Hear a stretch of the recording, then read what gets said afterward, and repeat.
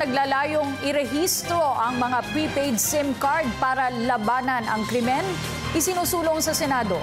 Ang detalye sa ulat ni Jade Miguel. Isang panukala ang sinusulong sa Senado na naglalayong irehistro ang lahat ng prepaid SIM card upang maiwasan ang mga krimen na may kinalaman sa paggamit ng cellphone.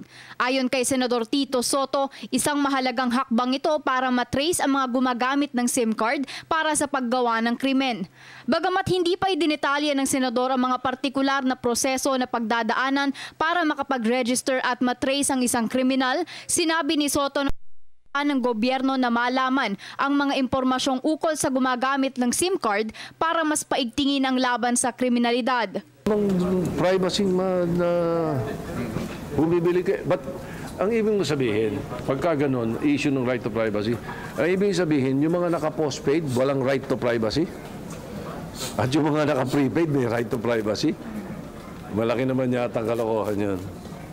Kasi yung sinasabing right to telecommunicate ng United Nations, meron ding right ang gobyerno na proteksyonan ang kanilang bansa.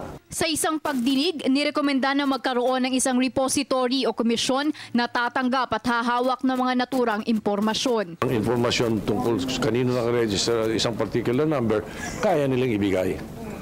Dahil meron silang repository na nasa kanila yung information. Kumbaga on demand lang? Oo, pwedeng on demand lang.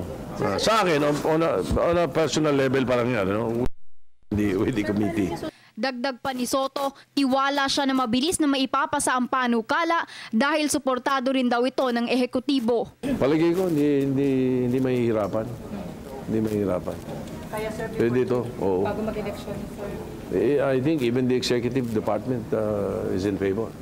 Para sa Telebisyon ng Bayan, Jade Miguel.